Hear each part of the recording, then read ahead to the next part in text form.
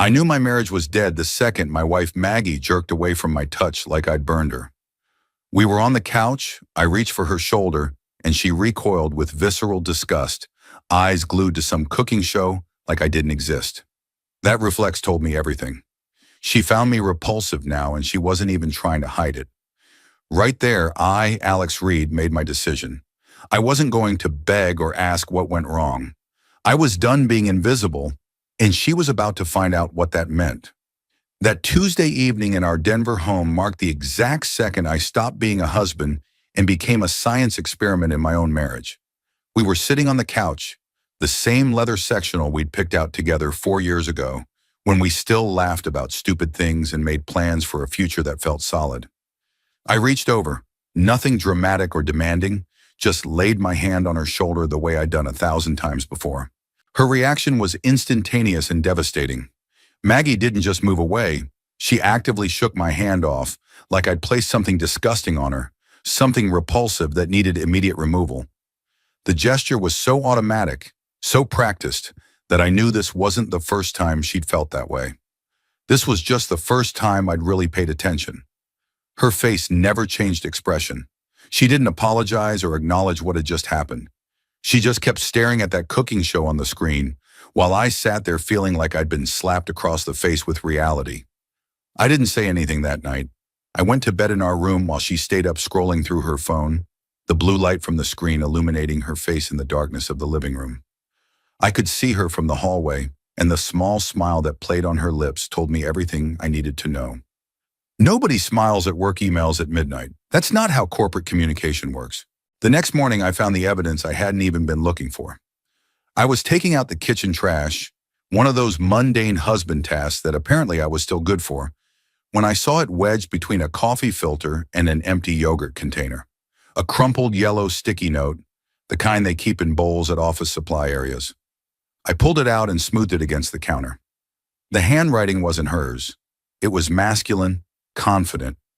The letters slightly slanted to the right in that way that screams private school education and inherited money. The message was short, but loaded with intimacy that made my stomach turn. Thanks for yesterday. Talking with you feels different. Good different. The initials at the bottom were KH. Those initials didn't require a detective agency to decode. Clayton Hayes had joined Maggie's marketing firm about 8 months ago. Right around the time my wife had started developing a sudden passion for strategic planning sessions that ran until 9 at night and weekend team-building exercises that I was never invited to observe. I'd met him once at a company picnic, one of those forced social events where everyone pretends to enjoy undercooked hamburgers and warm potato salad. He was younger than me by maybe 5 years, had that gym-sculpted look that comes from having both time and money to invest in personal training, and possessed the kind of easy charm that made people gravitate toward him without effort. I'd watched him work the crowd that day, noticed how Maggie's laugh became higher and more frequent when he was nearby, how she touched her hair more often and stood differently, her body angled toward him even when she was supposedly engaged in conversation with someone else. I didn't confront her about the note. Confrontation requires energy and investment, and somewhere deep in my gut, I knew that this marriage was already dead. I just hadn't admitted it to myself yet. Instead, I folded the note into a small square and threw it back in the trash where she'd left it. If she wanted to be careless with evidence, that was her choice. I was done playing detective in my own life. The days that followed had a strange quality to them, like watching a movie where you already know the ending, but you're stuck in the theater anyway. Maggie moved through the house with practiced efficiency, maintaining the surface appearance of normalcy while creating an invisible barrier between us that grew thicker each day. We spoke about logistics, who would pick up groceries when the utility bills were due, whether we needed to call the plumber about the guest bathroom sink. We never spoke about us. There was no us to speak about anymore. Then on a Thursday evening, everything shifted. Maggie came home with an energy I hadn't seen in months. Her cheeks were flushed, her movements quick and animated as she dropped her leather work bag on the kitchen counter. She was holding a cream-colored envelope, expensive cardstock, the kind that corporations use when they want to impress. She waved it at me like it was a winning lottery ticket, announcing that the Ridgeview Crown Gala was happening next Saturday and that the whole executive team would be there. Partners were expected to attend, she informed me, already pulling out her phone to scroll through something, probably dress options. Partners. That word hung in the air between us, loaded with irony. I was a partner in name only, a prop she could wheel out for social occasions to maintain the illusion of stability and success. The perfect accessory to complement her carefully curated professional image. She continued, finally looking up at me, saying she needed me there because it was important for her career, and everyone brings their spouse. For just a moment, I saw something in her eyes that might have been nervousness, maybe even a flicker of guilt, but it vanished so quickly I could have imagined it. There it was. The transactional nature of our relationship laid bare. She needed me for optics, for the performance of having a devoted husband who supported her ambitions. The fact that she hadn't touched me voluntarily in months, that we'd had maybe 3 genuine conversations since New Year's, that I was essentially a live-in roommate who paid half the mortgage, none of that mattered. What mattered was the image, the facade, the carefully constructed narrative she was selling to her colleagues and superiors. I should have said no right then. I should have told her to take Clayton as her date, since he was clearly the one she actually wanted to be seen with. But I didn't. Because in that moment, I realized something that changed everything. This gala wasn't just an opportunity for her to parade me around like a trained SEAL. It was an opportunity for me to take back some control, to stop being passive in my own humiliation. If she wanted me there for appearances, I'd give her appearances, just not the ones she was expecting. I told her I'd be there, keeping my voice neutral. Her relief was palpable and insulting in equal measure. She actually smiled at me, a real smile, the first one in weeks that was directed at me rather than her phone screen. She thanked me, saying this really meant a lot, and then she was gone, heading upstairs to probably text Clayton about her successful manipulation of her oblivious husband. I stood in the kitchen for a long time after she left, feeling something cold and clear settle into my chest. It wasn't anger exactly, though anger was definitely part of it. It was more like a decision crystallizing, hardening into something unbreakable. I'd spent 6 months being invisible, being dismissed, being treated like I was an inconvenience in my own marriage. That was ending. Saturday night at the Ridgeview Crown, that was where it would end. The week leading up to the gala passed in a strange slow motion. Maggie was almost giddy with anticipation, spending hours on the phone with friends discussing what to wear, getting her hair done at an expensive salon downtown, even buying new jewelry that she charged to our joint credit card without mentioning it. She talked constantly about who would be there, which executives she needed to impress, how this event could impact her trajectory in the company. Clayton's name came up often, always in a context that was meant to sound professional, but rang hollow. She mentioned how Clayton thought they should pitch the rebrand differently, how Clayton suggested some amazing restaurant they should try for the client dinner, how Clayton had this theory about market positioning that was really innovative. I listened to it all with a kind of detached fascination, like I was studying a creature in a zoo. This was who she'd become, or maybe who she'd always been, and I'd just been too blind to see it. Either way, the woman I'd married, the woman I'd thought I'd spend my life with, she was gone. In her place was this ambitious, calculating stranger who saw people as tools to advance her agenda. Saturday arrived with the kind of crisp autumn weather that Denver does so well. Clear blue skies, a hint of cold in the air that promised snow in the coming weeks, leaves turning gold and red on the trees lining our street. It was the kind of day that should have felt full of possibility. Instead, it felt like the day of an execution, the kind where everyone knows what's coming, but goes through the motions anyway. I spent the afternoon preparing with military precision. I'd had my suit cleaned earlier in the week, the charcoal gray one that Maggie had always said made me look dangerous in a good way, back when she still noticed what I wore. I shaved carefully, paying attention to details, making sure every line was sharp. I styled my hair differently than usual, using product to sweep it back in a way that felt more aggressive, less domesticated.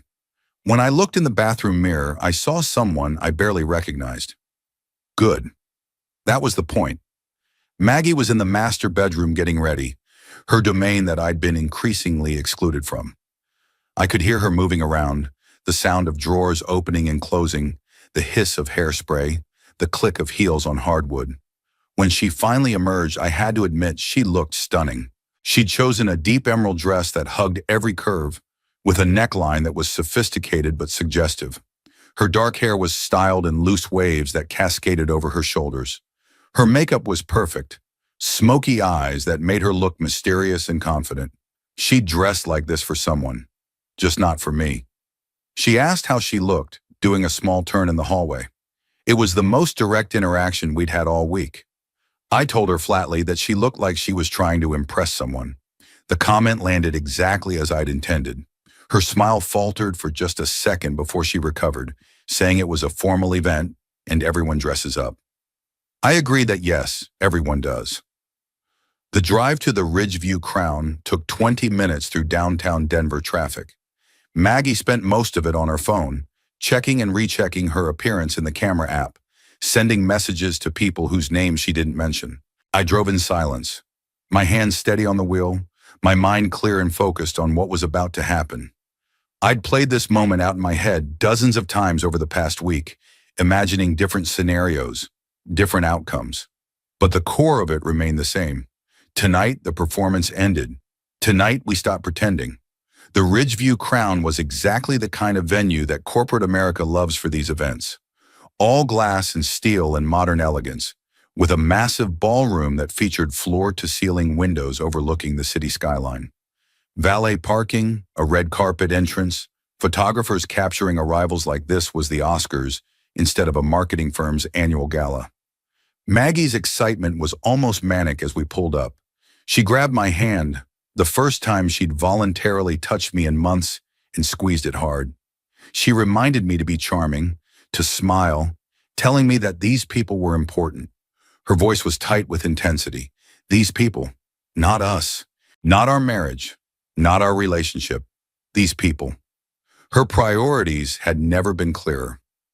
We walked in together, her hand looped through my arm in a performance of marital unity that would have been Oscar-worthy if either of us had actually meant it. The ballroom was already crowded with her colleagues, all dressed in their expensive clothes, drinking expensive wine, engaging in the kind of small talk that passes for conversation in these environments.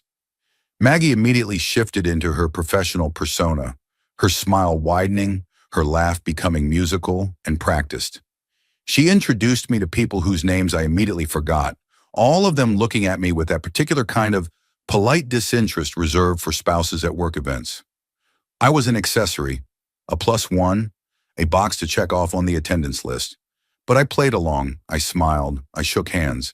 I made appropriate comments about the venue and the weather and how successful the company had been this year. All while watching Maggie's eyes scan the room constantly, searching. I knew what she was looking for. More accurately, who she was looking for. And then, there he was. Clayton Hayes, standing near the bar in a perfectly tailored navy suit that probably cost more than I made in a month. He was talking to a small group of people, gesticulating with a whiskey glass in his hand, clearly holding court. He had that quality some people possess where they become the center of gravity in any space they occupy, pulling others into their orbit without apparent effort. And when Maggie saw him, everything about her changed. Her posture shifted, her breathing became slightly faster, her grip on my arm loosened. She was like a compass needle finding true north. He saw her at almost the same moment, and the look that passed between them was so loaded with meaning, so intimate and knowing, that anyone paying attention would have understood immediately what was happening. I was paying attention. The smile he gave her wasn't the kind you give a colleague. It was the smile of someone who knows you, who's shared private moments with you, who's probably imagined taking that emerald dress off you. And the way she smiled back, all traces of her professional mask dropping for just a second to reveal something raw and genuine that told me everything I needed to know about where her heart actually was. The next 30 minutes were a masterclass in social torture. Maggie maneuvered us around the room with strategic precision, making sure we stopped to talk to everyone important while simultaneously keeping Clayton in her peripheral vision at all times. She was performing for two audiences: her colleagues who saw the successful professional with the supportive husband, and Clayton, who saw something else entirely. Every laugh was pitched to Carrie to where he stood. Every touch of my arm was calculated to be visible from across the room. She was using me as a prop in a game I hadn't agreed to play. I let her. I played my part perfectly, the attentive husband who was so proud of his wife's accomplishments. Because I knew what was coming. I knew the exact moment when everything would change, and I was patient. Patience is a weapon when used correctly. The moment arrived when the live band started playing. It wasn't a DJ playing top 40 hits, but an actual jazz ensemble, the kind that plays at events where people want to feel sophisticated. The music was smooth and seductive, filling the ballroom with a sound that practically demanded couples take to the dance floor. Several pairs had already moved to the center of the room, swaying together under the crystal chandeliers, playing their own versions of whatever relationships they were in. Maggie tensed beside me. I felt it in her body language, the sudden rigidity, the intake of breath. She turned to me with that smile, the one she'd been using all night, and grabbed my hand with more force than necessary. She said we should dance, but it wasn't a suggestion. It was a command disguised as a request. Everyone was watching, she insisted. It would look strange if we didn't. There it was, the truth laid bare. Not that she wanted to dance with her husband because she loved him and missed being close to him. Not that she wanted to enjoy this moment together, just that everyone was watching and it would look strange. Our entire relationship reduced to optics and appearances and what other people might think. I looked down at her hand gripping mine, her fingers tight with desperation and demand. Then I looked at her face, at the fake smile that didn't reach her eyes, at the calculation behind her expression as she mentally cataloged who was watching us right now. And I felt something inside me, something that had been bending and straining for 6 months, finally snapped clean. I said no. My voice wasn't loud, but it was clear, firm, final. Her smile faltered. She asked what I'd said, disbelief flooding her features. I repeated myself, this time raising my voice slightly, just enough that a few people near us turned to look. I told her I didn't want to dance with her.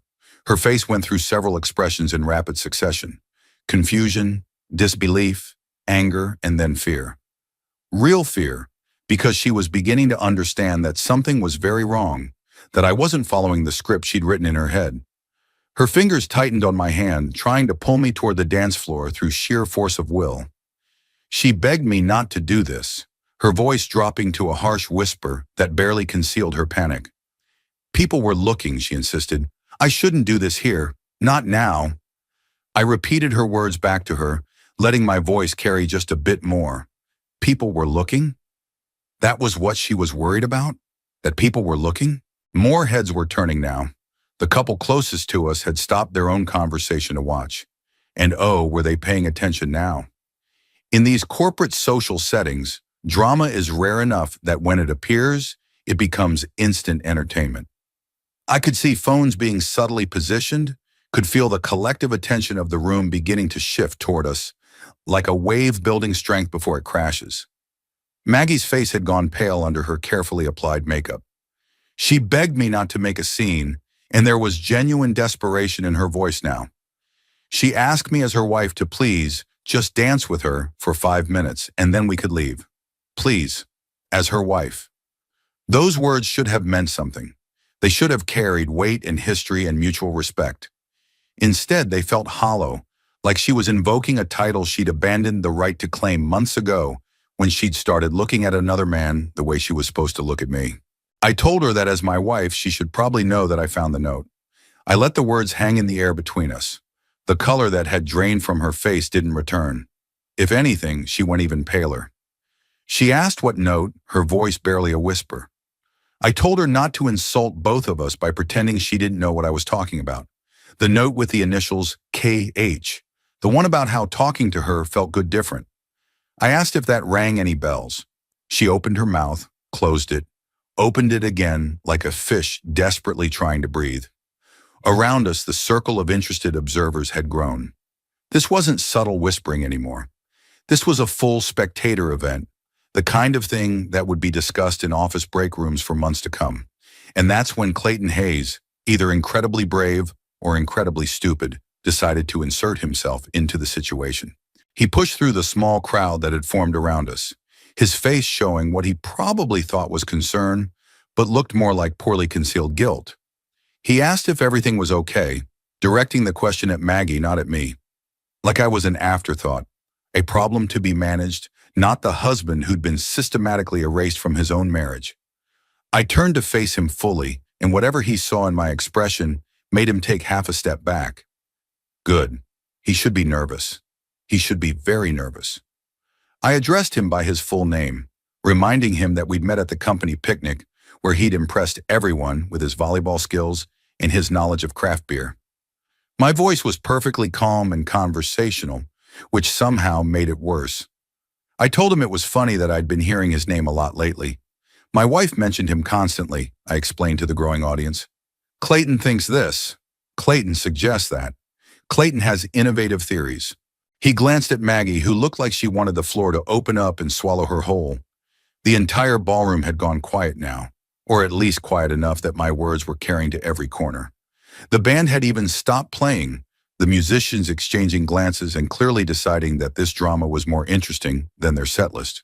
Clayton started to say something about a misunderstanding, falling back on that corporate speak that people use when they're trying to de-escalate situations they don't actually want to address. He suggested we take this somewhere private. I cut him off immediately. No more privacy, I told him.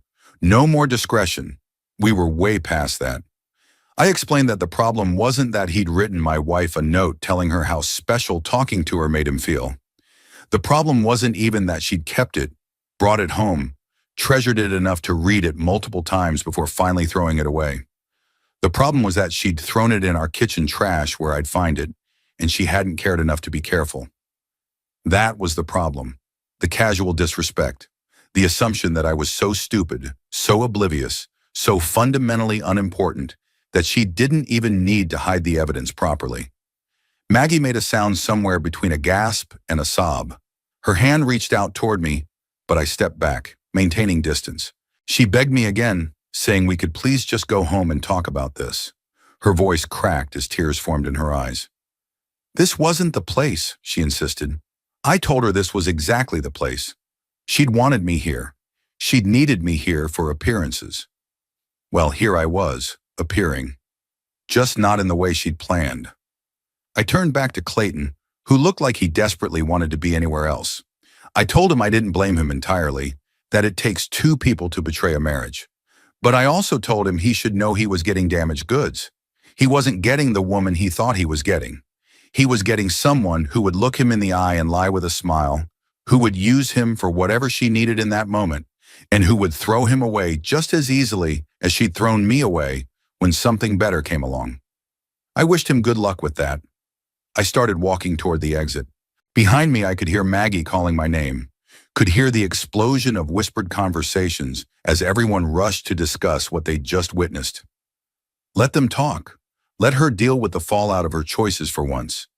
Let her explain to her colleagues and her bosses and her precious career connections why her husband had just publicly called her out for emotional infidelity at the biggest social event of the company year.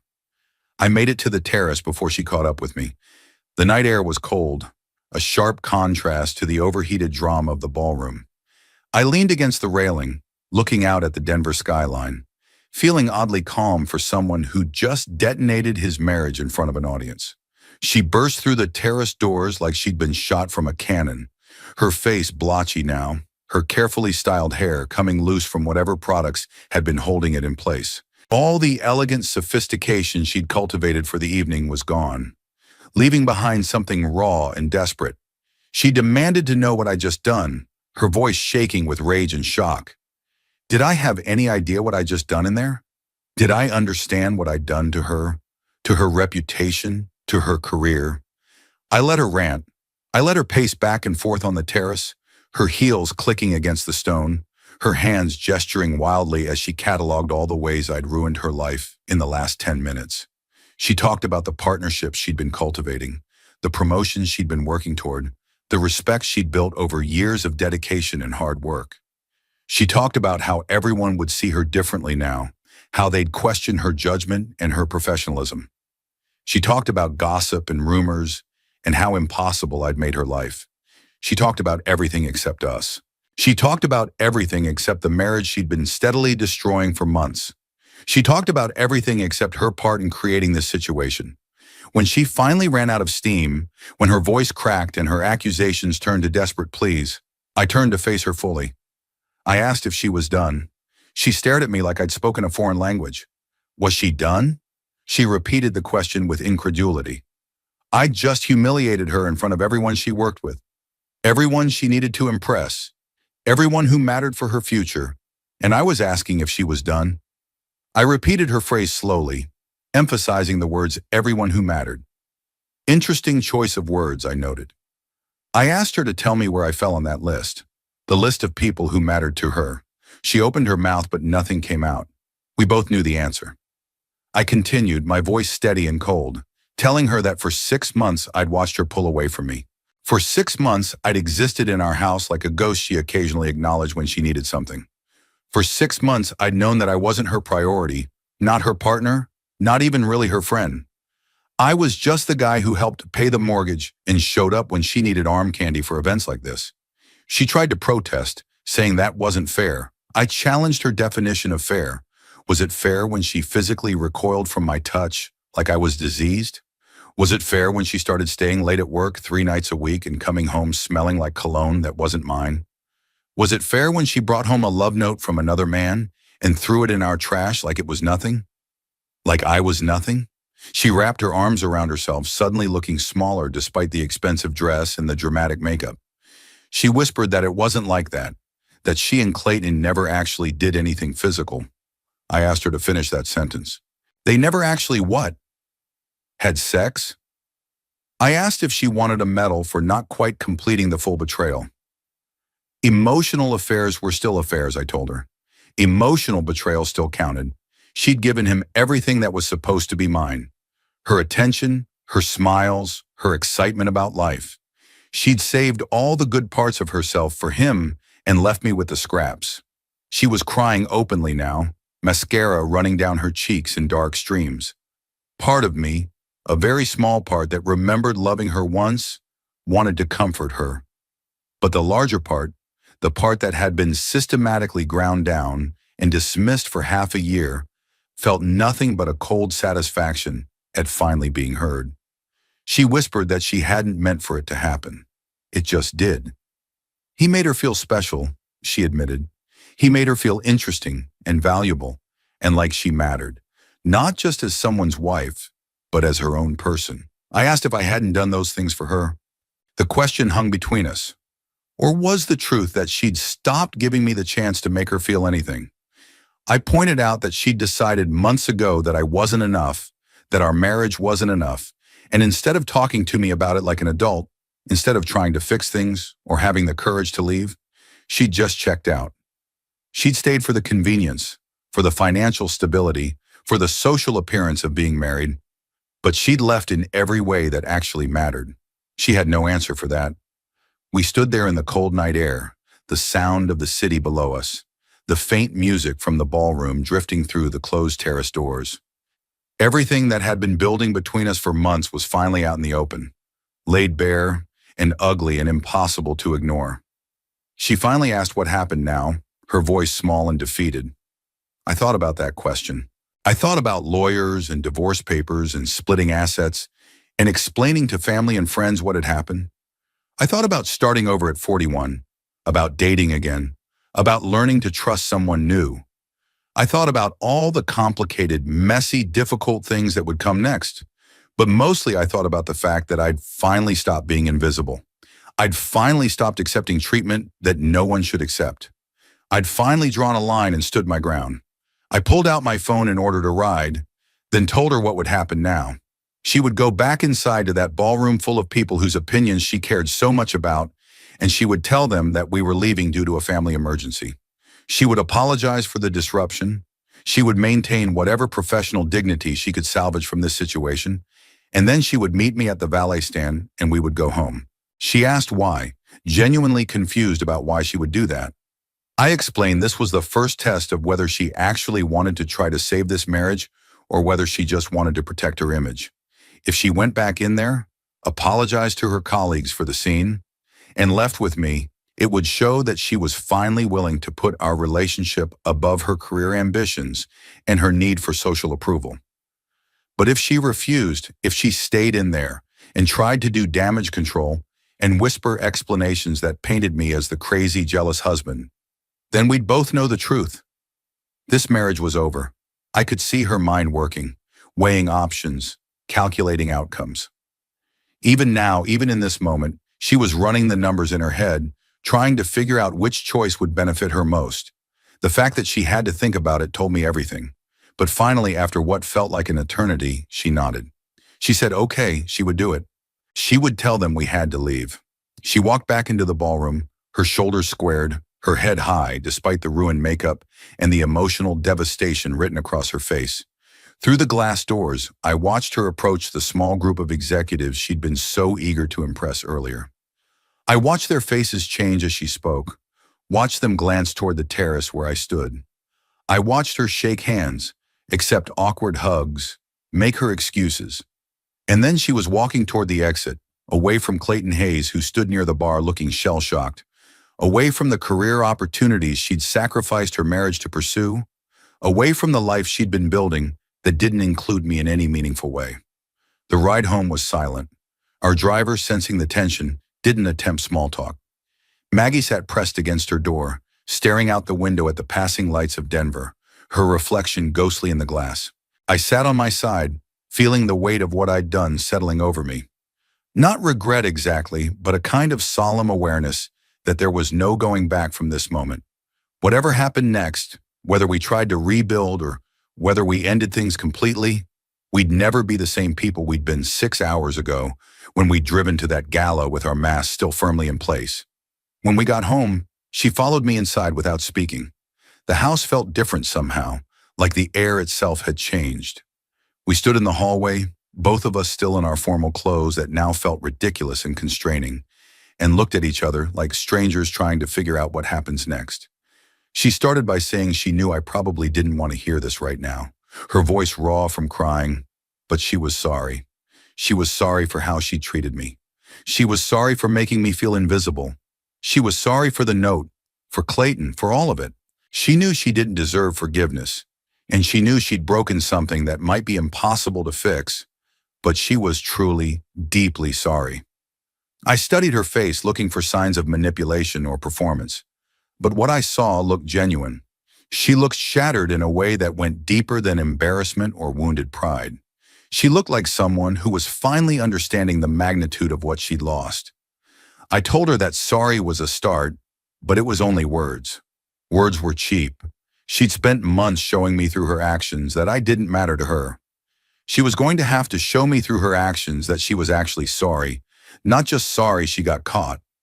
She nodded frantically, saying she would do whatever it took.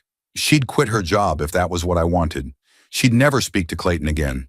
She'd go to counseling, couples therapy, whatever I thought we needed. She begged me not to give up on us yet.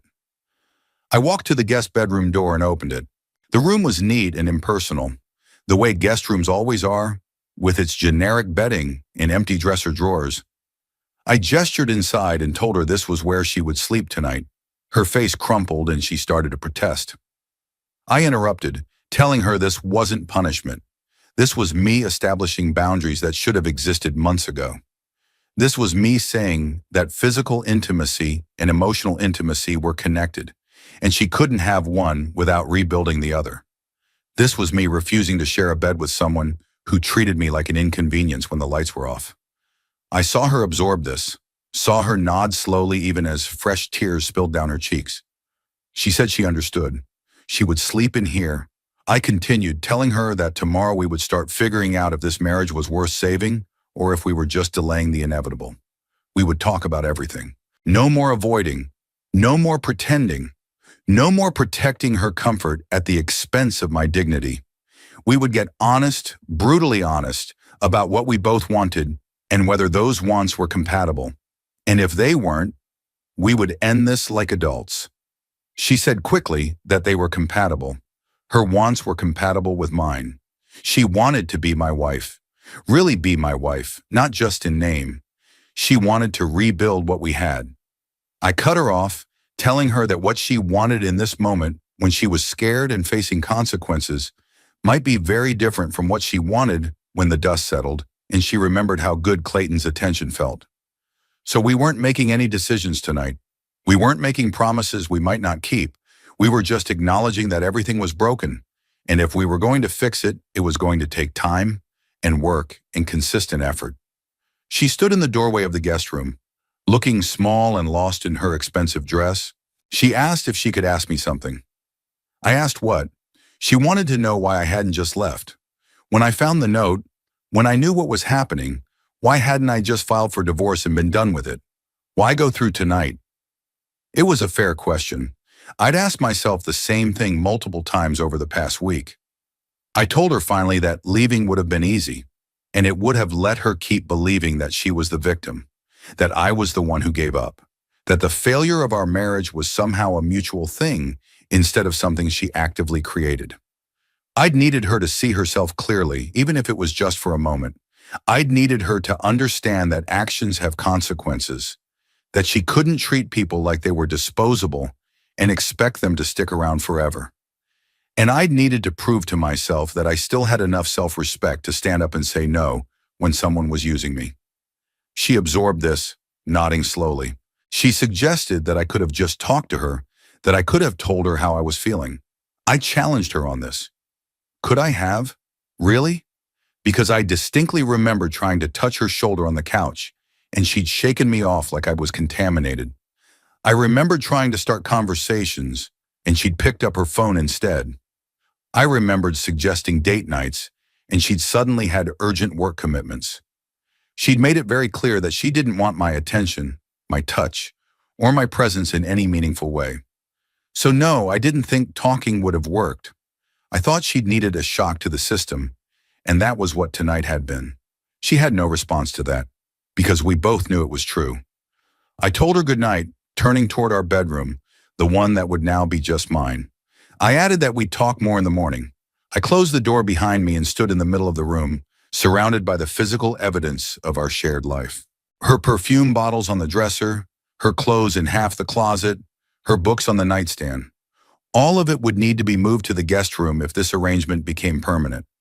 All of it would need to be reorganized, redistributed, claimed, or abandoned. I got undressed slowly, hanging the charcoal suit that had felt like armor just hours ago. I washed my face, brushed my teeth, went through the mechanical motions of preparing for sleep. And then I lay down in the bed that suddenly felt enormous and empty, staring at the ceiling in the darkness. I thought I'd feel triumphant. I thought I'd feel vindicated or satisfied, or at least certain that I'd made the right choice. But instead, I just felt tired. Bone deep, soul-weary tired from months of fighting a losing battle against invisibility and irrelevance in my own marriage. But underneath the exhaustion, there was something else. Something that felt like the early stages of peace. Not happiness, not yet, maybe not for a long time, but a sense that I'd finally stopped accepting the unacceptable. That I'd finally drawn boundaries that should have existed from the beginning. That I'd finally stood up and said this was not okay, and I would not pretend it was. Whether Maggie would do the work to rebuild what she'd broken remained to be seen. Whether our marriage could survive this kind of fundamental betrayal was an open question. Whether we'd be stronger for having confronted this mess, or whether it was just the beginning of a long, painful end, I honestly didn't know. But I knew this. I would never again live as a ghost in my own house. I would never again accept being treated as an afterthought by the person who was supposed to love me most. I would never again prioritize someone else's comfort over my own dignity and self-respect. The road ahead would be difficult. There would be hard conversations and painful decisions, and moments where giving up felt easier than pushing forward.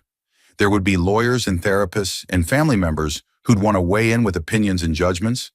There would be gossip from Maggie's colleagues and awkward social situations, and the inevitable reconstruction of our social circles as people took sides or tried to maintain relationships with both of us. But all of that was tomorrow's problem. Tonight, for the first time in 6 months, I'd reclaimed something essential. I'd stopped being invisible. I'd stopped being passive. I'd stopped waiting for someone else to value me and started valuing myself instead.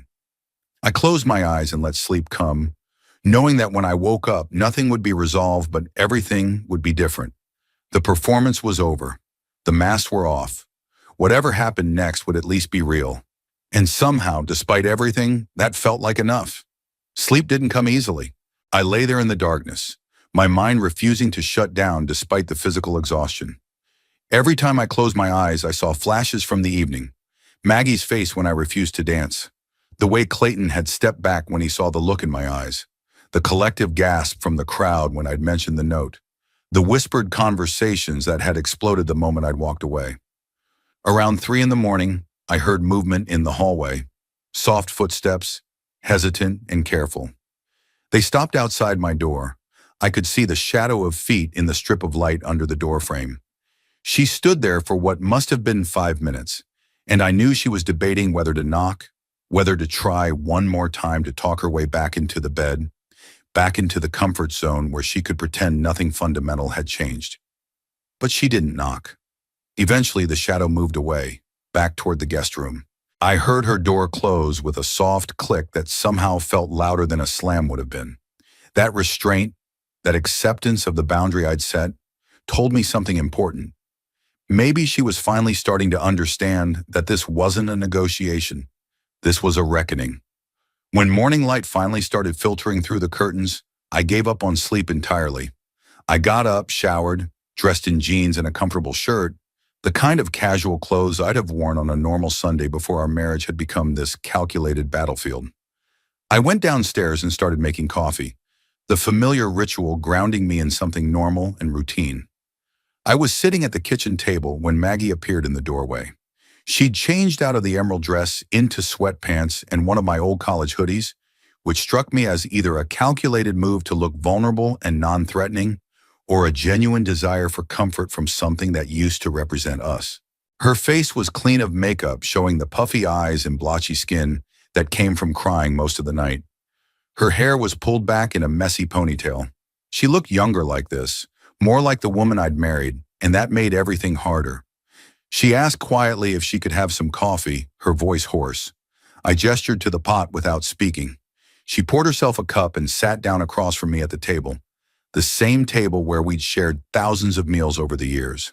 The silence stretched between us, heavy with all the things that needed to be said and all the things that could never be unsaid. She finally broke the silence, staring into her coffee cup like it held answers. Her phone had been going crazy since she woke up, she told me. 37 messages from coworkers, 12 missed calls, 3 voicemails from her boss asking her to call as soon as possible. Everyone wanted to know what happened, whether she was okay, whether we were getting divorced. Someone had already started a thread in the company Slack channel speculating about the drama. I took a sip of my coffee and said nothing.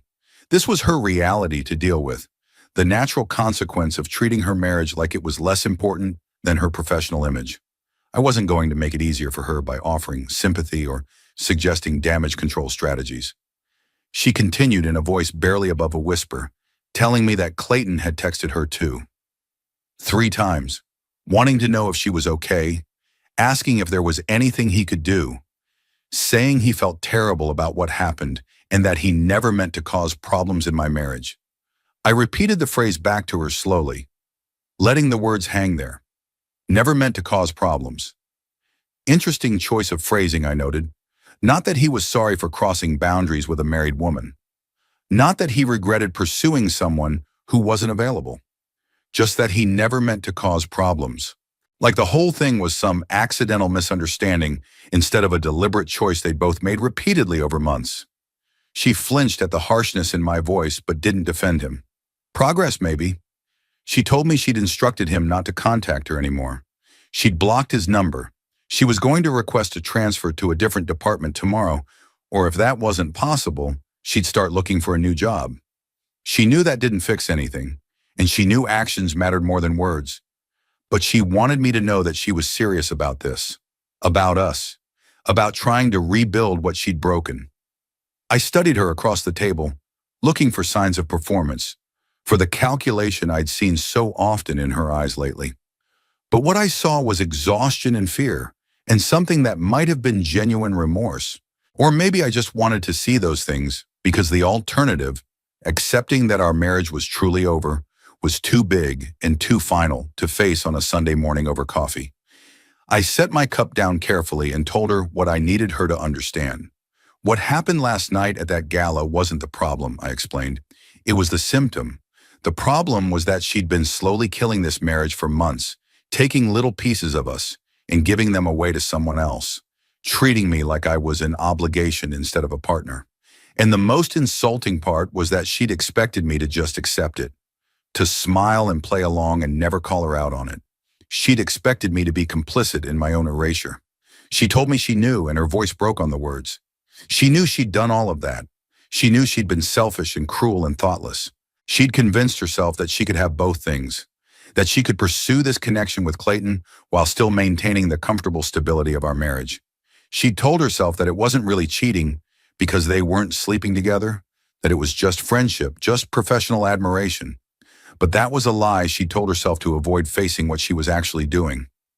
She took a shaky breath and continued. The truth was that she'd been scared, she admitted. Scared of being ordinary, scared of being just another marketing executive in just another marriage with just another suburban life. Clayton had made her feel exciting again, like she was someone worth pursuing, someone interesting and desirable instead of just someone's wife. And she'd chased that feeling like an addict, not caring what it cost, not caring what it cost me. It was the most honest thing she'd said to me in months, maybe years, and part of me appreciated the raw vulnerability of it. But another part of me, the part that had been systematically hurt and dismissed for half a year, needed more than a confession. I needed to see if she understood the full scope of the damage. I leaned forward and asked if she knew what the worst part was. It wasn't finding the note, I told her. It wasn't even watching her light up around him while looking through me like I was furniture. The worst part was that moment on the couch when she'd physically recoiled from my touch. That single gesture had told me everything I needed to know about how she really felt about me. She hadn't just fallen out of love with me. She'd started finding my presence repulsive, and that kind of contempt didn't develop overnight. That was something that built over time, something she'd nurtured and let grow until it became her default response to me. Tears were streaming down her face now, but she didn't look away. She said I was right. She'd done that. She'd let herself pull away from me bit by bit, convincing herself that the distance was about her needing space or being stressed about work, when really she was just making room for someone else. And then she'd resented me for not fighting harder to close that distance, which was completely unfair because she was the one who kept pushing me away. My phone buzzed on the table between us. I glanced down and saw a text from Marcus, my best friend since college. He'd been at the gala last night with his wife, standing close enough to witness at least some of the confrontation. The message was simple, asking if I wanted to get coffee or beer or whatever I needed, letting me know he was there for me. Maggie saw me looking at the phone. She said quietly that people were going to take sides. My friends, her friends, our families. This was going to get messy in ways we couldn't control. I replied that it was always going to get messy. The question was whether we were going through this mess as two people trying to save something worth saving, or as two people who were finally admitting that we'd already lost it. And I genuinely didn't know the answer to that question yet. She wrapped her hands around her coffee cup like she was trying to absorb its warmth. She asked what it would take for me to believe that she was serious about fixing this, for me to want to try. It was a fair question, and I forced myself to really consider it instead of giving an automatic answer. What would it take? What would be enough to make me believe that we could rebuild trust after it had been so thoroughly demolished? I told her finally that it would take time. Consistent actions over an extended period that proved her words weren't just panic talking. Therapy, both individual and couples, because we clearly had fundamental issues in how we communicated and prioritized each other. Complete transparency, no more secrets or hidden conversations or deleted messages. And most importantly, she had to want to do this work for the right reasons. Not because she was scared of being divorced, or worried about what people would think, or concerned about the financial implications, but because she actually valued our relationship enough to fight for it. She nodded, absorbing each point. She told me she could do all of that. She would do all of that. I challenged her on this. Could she? Because it was easy to make promises on a Sunday morning when she was scared and facing consequences. It was a lot harder to follow through 6 months from now when the immediate crisis had passed and someone else started giving her attention that felt exciting and new. How did I know she wouldn't just repeat this pattern the next time our marriage hit a rough patch, or she felt underappreciated, or someone at work started sending her notes? The question hung between us, brutal and necessary, because that was the real issue underneath everything else. Not just whether she was sorry, but whether she was capable of being the kind of partner I needed and deserved. She said finally that I didn't know, meeting my eyes with a directness I hadn't seen in months. She couldn't prove to me right now that she wouldn't make the same mistakes again. All she could tell me was that what happened last night terrified her in a way she'd never experienced before. Not just the public humiliation, though that was awful, but seeing the look in my eyes when I refused to dance with her. That complete lack of warmth or connection or hope. It was like looking at a stranger who used to love her, but didn't anymore. And realizing that she did that she killed whatever we had through her own selfishness and stupidity, that might be the worst feeling she'd ever experienced. Before I could respond, the doorbell rang. We both froze, looking at each other with matching expressions of dread. Neither of us was in any state to deal with visitors, and given the events of last night, unexpected guests could only mean more complications. I got up and walked to the front door, checking the peephole. My stomach dropped. Standing on our porch, looking uncomfortable but determined, was Jennifer Martin, Maggie's boss and the senior vice president of the marketing firm. She was still in casual weekend clothes, jeans and a blazer, but her presence on our doorstep on a Sunday morning meant this was serious. I opened the door and greeted her by name. She returned the greeting with a tight smile, apologizing for showing up unannounced like this. Maggie hadn't been answering her phone, she explained, and they needed to have a conversation. She asked if Maggie was available. Maggie had appeared behind me in the hallway, her face going even paler when she saw who was at the door. She started to apologize, saying she'd seen the calls but was going to reach out tomorrow. Jennifer interrupted, not unkindly but with an authority that made it clear this wasn't really a question. She asked if she could come in. We stepped aside and let her in. The three of us ended up back in the kitchen, which suddenly felt too small for the tension filling it. Jennifer declined the offer of coffee and got straight to the point. She began by saying she wasn't here to pry into our personal life. What happened in our marriage was between Maggie and me. But what happened at the gala last night stopped being purely personal the moment it happened in front of clients, partners, and the entire executive team. They'd already had 3 calls this morning from people who attended, wanting to know how the firm was handling the situation. The Slack channel conversation that had started last night had spiraled into something that was affecting team morale and productivity. Maggie's face had gone from pale to ashen. She said she understood and would send an email to the team apologizing for the disruption and explaining that it was a personal matter that shouldn't have happened at a professional event. Jennifer agreed that was a start, but they needed to talk about Clayton Hayes. The name landed like a bomb in the kitchen. I watched Maggie's hands clench on the table, saw her struggle to maintain composure. Jennifer continued, her voice professional, but not without sympathy. Several people had approached her last night after we left, expressing concern about inappropriate workplace relationships. She needed to be very clear about this.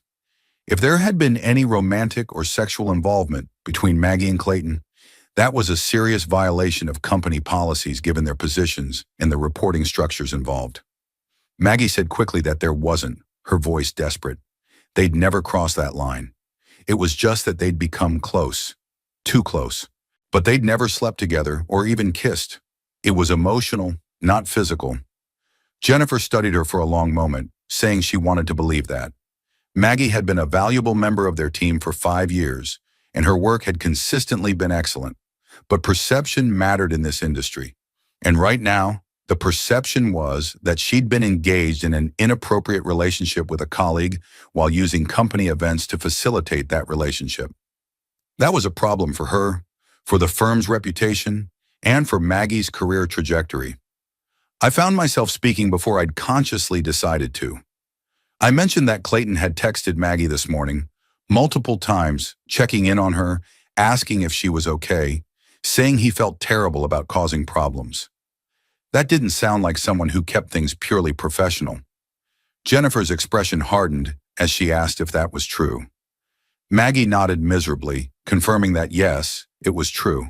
But she'd blocked his number this morning, and she was planning to request a transfer or start looking for other opportunities because she knew they couldn't work together anymore. Jennifer said that wouldn't be necessary, and something in her tone made both Maggie and I look up sharply. Clayton Hayes had submitted his resignation via email at 6 that morning, she informed us. He'd be serving a 2-week notice period, during which he'd be working remotely and would have no direct contact with Maggie or anyone else from her department. The official explanation was that he was pursuing other opportunities, and she expected everyone involved to maintain that narrative. The news hit Maggie like a physical blow. Whatever remnants of the fantasy she'd been building with Clayton, they evaporated in that moment. He'd quit rather than face the consequences of what had happened. He'd run away, leaving her to deal with the fallout alone. Jennifer stood up, preparing to leave. She told Maggie that she was being placed on administrative leave for 1 week, effective immediately. This wasn't a suspension, and it wouldn't affect her pay or benefits. But she needed time away from the office to handle her personal situation, and they needed time to let the gossip die down. When she returned, they'd have a formal meeting to discuss her role going forward and establish clear professional boundaries. Maggie thanked her in a whisper, saying she understood. Jennifer paused at the kitchen door, looking between the two of us. She said that for what it was worth, she hoped we could figure this out. Marriage was hard enough without making it harder on ourselves, but she added that whatever happened in Maggie's personal life, she needed to keep her professional life separate going forward. The firm had been very good to her. She shouldn't make them regret that investment. After she left, Maggie and I sat in silence. The house felt different now, heavier, like the walls themselves were pressing in on us. She was crying quietly, her shoulders shaking, and for the first time in months, I felt an instinct to comfort her. But I stayed in my seat, letting her process this new reality. She finally spoke, her voice barely audible. He'd quit, she said. He'd just run away. Left her to deal with all of this alone. I corrected her, saying that he'd protected himself, which was exactly what I told her he would do. Men like Clayton Hayes didn't sacrifice anything for the women they pursued. They chased the excitement and validation, and when it got complicated or messy or inconvenient, they disappeared. She'd meant something to him when she made him feel good about himself, but she'd never meant enough for him to stand beside her when things got hard. She looked at me then, really looked at me, and I saw the moment when the fantasy finally shattered completely. Whatever she'd built up in her head about Clayton, about what they had or could have had, it dissolved in the face of his abandonment, and in its absence, she was left with the reality of what she'd risked and what she'd damaged to chase something that had never been real. She told me she was so sorry, and this time the apology felt different.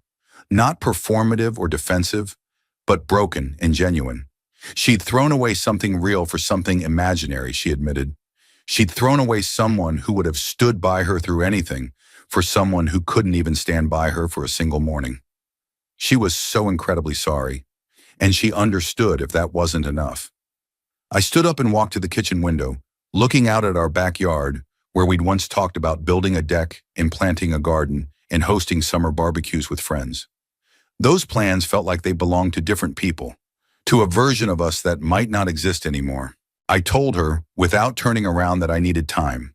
Not a day or a week, but real time to figure out if I could forgive this, if I could trust her again, if I even wanted to. And she needed to be okay with that uncertainty. She needed to be okay with doing the work of rebuilding without any guarantee that it would be enough. She said she understood. She would do whatever it took, for however long it took. I turned to face her and laid out what would happen starting tomorrow. She was going to find a therapist, I told her. Not a couples counselor yet, but an individual therapist who could help her understand why she did this. Because until she understood her own patterns and triggers, until she could identify what made her vulnerable to this kind of behavior, we couldn't even begin to address the relationship issues. She nodded, pulling out her phone to make a note. She said she would start calling therapists that afternoon. I continued, telling her I was going to talk to Marcus. I needed perspective from someone I trusted, someone who wasn't emotionally invested in the outcome.